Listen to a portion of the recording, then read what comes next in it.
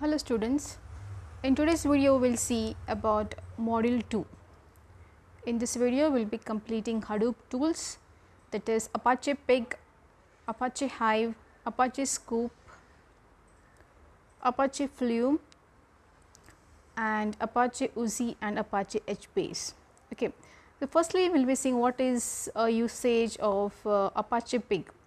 Apache Pig is a high level language that enables programmers to write complex MapReduce transformation using simple scripting language. So, this is one of the type of a scripting language basically used for Hadoop systems. And Pig is derived from a Latin language which defines a set of transformation on data sets such as aggregate, join and sort. So, these are the terms which already you have studied in your DBMS class. So, Pig is often used to extract, transform and load. So, what is ETL means? Extract in the sense, extract we have to extract a data from a very big data database. After extracting we need to transform, it means you have to translate into some other format or data format or data types and everything. As after transformation we need to load that data into an algorithm so that we can execute it for the further processing, and that same data can be used as a data pipelines, quick research on the raw data and the iterative data processing. Apache Pig usage modes. So, it is used in two modes, it is local modes in which all processing is done on the local machine, because all your Hadoop system is installed in a local machine. So, that is a one mode we can use in the Pig, and next is a non-cluster mode, as we have studied about MapReduce, and next we will be studying about Teis. This Teis is nothing but it is a Hindi word, we can say it's which means speed, which optimizes the multi-step Hadoop jobs such as those found in many Pig queries. There are also iterative and batch modes available. Now, what are iterative and batch modes? They enable Pig applications to be developed locally in interactive modes using small amount of data. If we are using an interactive mode, we can use small amount of data to give in the Pig framework and then run at a scale in this cluster in the production mode. So, these are the different usage of Pig, interactive mode and batch mode. These are the different versions, you can say. A local mode, in local mode we can use both interactive as a batch or a batch mode. Batch in the sense it is a shell programming where all your instruction has given into one file and all the file will be executed one by one. And Teis local mode is still an experimental phase during this when book was published. Might be now we have a good version of Pig and we can use in the Teis local mode also. MapReduce mode, yes, we can use both interactive mode as well as the batch mode, and Teis mode both we can use. Next, what is Apache Hive? Apache Hive is a data warehouse infrastructure built on top of Hadoop, used for providing data summarization, data queries and analysis of large data sets using SQL like language, which is also called as HiveQL. So, it is similar to SQL, which you know as select star from given conditions or insert or delete, similar to the SQL language. So, Hive is considered the de facto standard for interactive SQL queries, which offers tools to enable easy extraction, transformation and loading, and it also imposes structure on a variety of data formats, because for data formats will be different, it will be video, audio, I do not know which many formats. It imposes a mechanism on them, then is used to access to files stored either directly in HDFS or in data storage systems such as HBase. Query execution via MapReduce and Teis. Hive provides user who are already familiar with SQL the capability to query the Hadoop on a Hadoop cluster. So, those who know SQL, it is very easy to understand this HQL QL language, familiar to use on the Hadoop cluster. At the same time, Hive makes it possible for programmers who are familiar with the MapReduce framework to add their custom mappers and reducers to Hive queries. already you have seen the mappers and reducers program in your first module, where we have written that in a Java language, but Hive also makes it possible programmers who do not know Java language or Python language, this same program can be written in a SQL language also. Hive queries can also be dramatically accelerated using Apache Tez framework under Yarn in Hadoop version. So, now what is Scoop here? Scoop is a tool designed to transfer data between Hadoop and a relational database. So, Hadoop, you know what is a Hadoop and what is HDFS. HDFS is nothing but a file system for a Hadoop, and there is a relational database which you already known as a DBMS. So, Scoop is used to import data from a relational database, nothing but your RDBMS, into a Hadoop system, that is HDFS. Transform the data in a Hadoop, you can just transform and then export data back into a RDBMS. That means, if you want to store your data into a RDBMS in the Hadoop system, then first you have to do is you have to send that data to a Hadoop, then transform that data into a required format of a Hadoop, then export the data back to the RDBMS. So, this is the use of a Scoop. Scoop can be used with a variety of database connectivity, that is, you have known what is Java database connectivity, used for connectivity between the application and the database. The different what is that database used are Microsoft SQL Server, Postgres SQL, MySQL and Oracle. Next, we will be seeing about how the Scoop actually work. So, there are two steps done in Scoop, Apache Scoop. The first is Scoop import and export. Scoop import is done in two steps. First, which is shown in this figure, it says that Scoop first examines the data to gather the necessary metadata of the data to be imported. First, it examines what kind of data to be gathered, which is nothing but your metadata. After gathering the data, what it does is map only Hadoop jobs submits to the cluster. After gathering the data, second step is to send the data to the cluster. This job does the actual data transfer using the metadata captured in the previous step. As you can see in this diagram, there is a Scoop importer where your RDBMS is sending the data to the HDFS, where all your Scoop jobs has been mapped here, and there is a HDFS storage for sending your data to a HDFS system and converting them into a required format. Then import method, the import data are saved in the HDFS directory. Scoop will be using the database name for the directory, or the user can specify any alternative directory where the file should be populated. Okay. Once placed in HDFS, data are ready for processing. So, once the data from the RDBMS is placed into HDFS, they are ready to process. What kind of processing is done, map, reduce or other processing will be done in HDFS, that will be stored back to a RDBMS using a export method. So, first export is done in two steps. First step is to examine the database of a metadata similar to the import system. Same diagram is used here. The export step again use a map only Hadoop job to write the data to the database again. It uses the same methodology, map only Hadoop job to write the data to the database. Scoop divides the data sets into splits. So, once a data set is splits, then uses the individual map task to push the splits to the database, because if you split the data, it parallelly executes and parallelly process your data and push the data in push the splits data into the database. Again, this process assumes the map task to have access to the database. There are different versions of a Scoop versions, version 1 where your different connectors are used, and in version 2 there are advanced versions like HBase. Hive is used for transforming your data from the relational database to your HDFS. Next, we will see about Apache Flume. Apache Flume is an independent agent designed to collect, transport and store data into a HDFS. Often, data transfer involves a number of Flume agents that may traverse a series of machines and locations.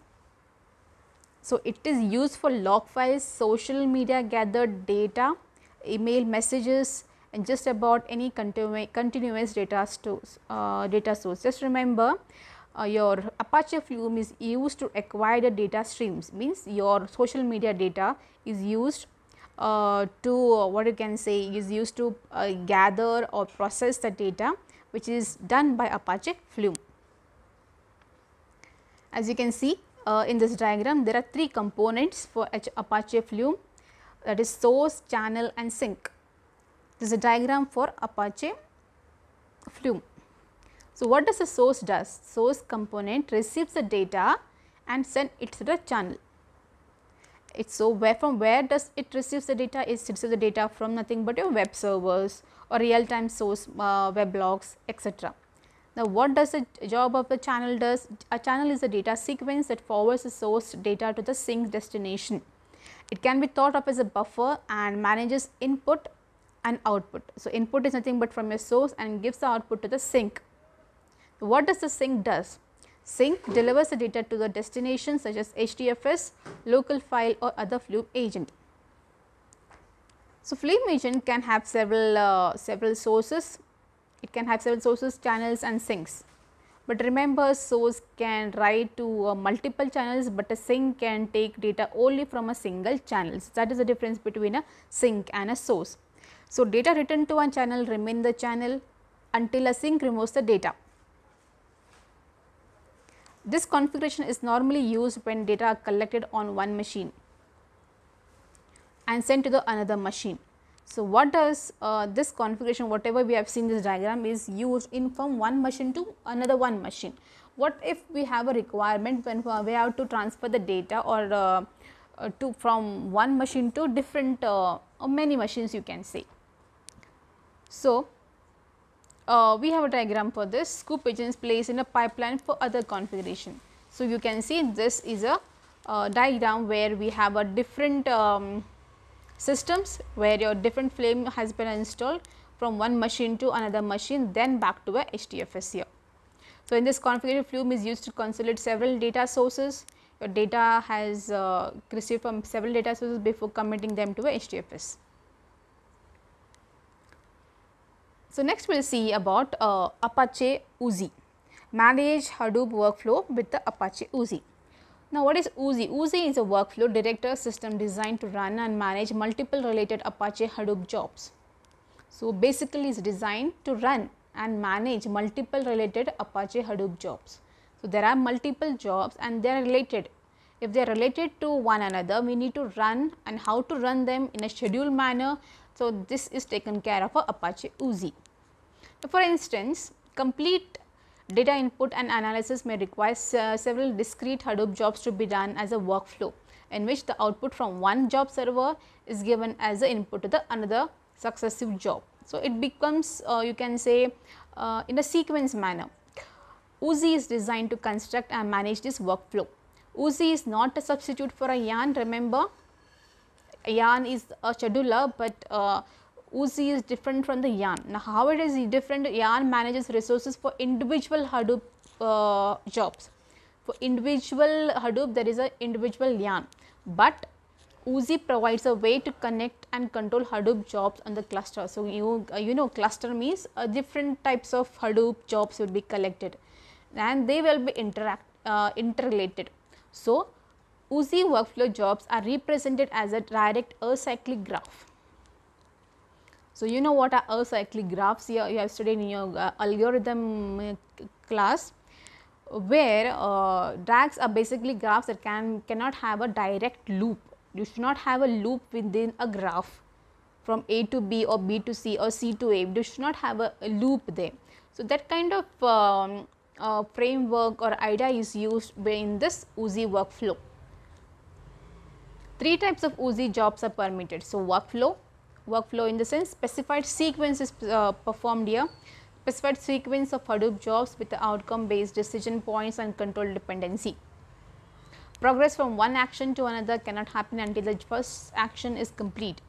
Coordinator, a scheduled workflow job that can run at various time intervals when data becomes available.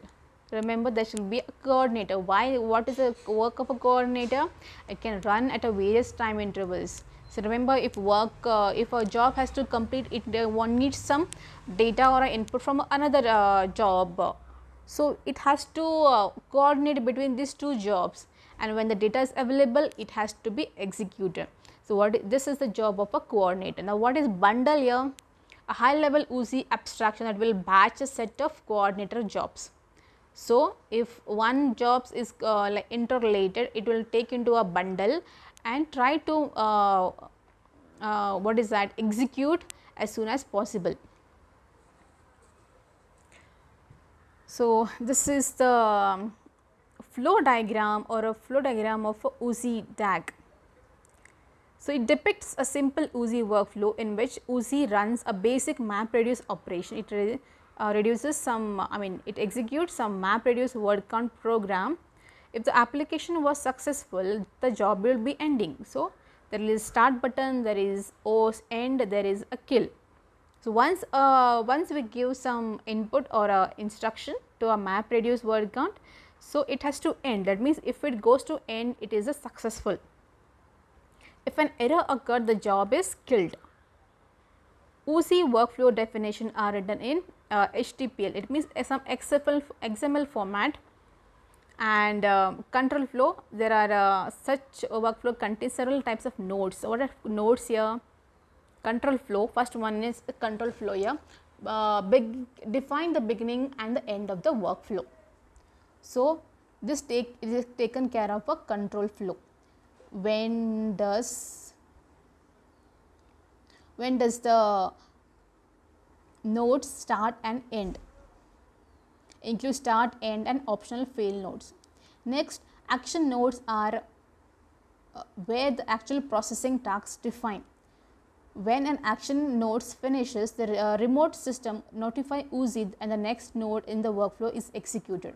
It means, if it is in sequence, UZ will be getting a notification saying that one job has been executed and you can execute the next job. Action nodes can also include HTFS commands. We can use HTFS command to execute such kind of jobs. Fork and joins enable parallel execution of tasks in the workflow. So, it represents two or more tasks to run at the same time. Why? Because a join node represents an inverse point that must wait until all fork tasks completes. Control flow nodes enable decisions to be made about the previous task. Control decisions are based on the several of the previous actions here. So, this is a very complex UZ DAG workflow.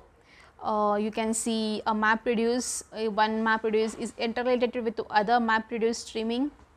Okay, it is given to the fork, then this map reduce streaming and the pig output will be joined together to provide a decision here. Then there will be a map reduce pipes where your data will be using some pipelines or a sequential pipelines to execute the data. Then overall the data Java program is used to connect or gather all your data and give and store in your file system. Next is Apache HBase.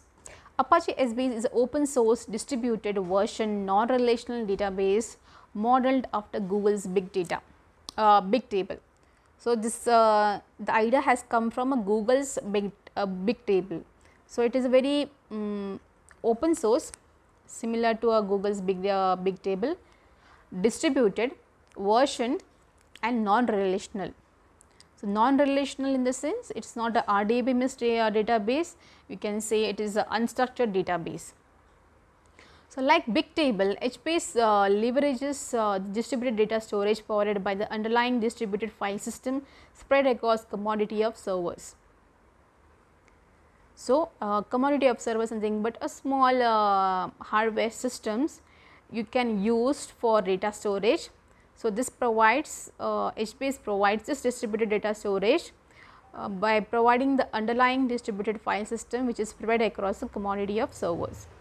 HBase provides a Big Table like capabilities on top of a Hadoop and HDFS.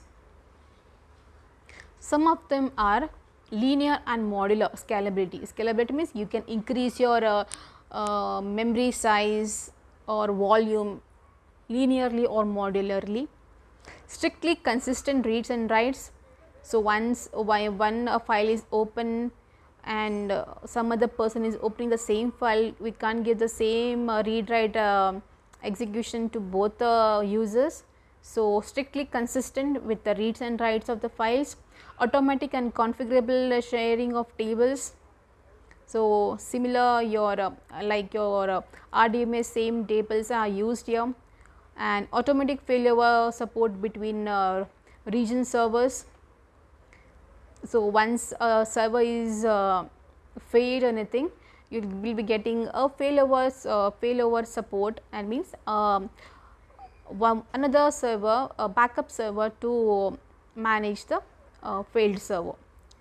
Convenient base classes for backing Hadoop MapReduce jobs with Apache HBase Stable. Easy to use Java APIs. So, there are APIs which are easy for we can use those APIs for client access. And this is a model overview of HBase, which is same as your RDMA, which is having rows and columns, and columns in HBase are grouped into column families all with the same prefix, and column family members are stored together in a physical file system. HBase cell values are defined by a key and row value. Row, key, column is a column family and a column, and a versions here, and the version is specified by a time stamp and is created each time data are written to a cell. Each time data is written, a timestamp will be created. I mean, timestamp in the sense your time when it is created, when, at what time, at what day, at what place, everything will be stored. Almost anything can serve as a row key, from strings to binary representation of a long serializable data structures. So, row key can be anything. You can put any values into that. It can be a string, it can be a binary numbers, it can be serialized data structures. Rows are lexicographical sorted with the lowest order appearing first in a table. The empty byte array denotes both the start and the end of the table sequence. Table namespace. The table access are via the table row key, which is considered is a primary key. If you know what a primary key is, a unique key. So, similar to the primary key, it is called as table row key, which is used to donate. It is a unique key to access a given data. So, this was all about the essential tools used in a Hadoop system. Thank you.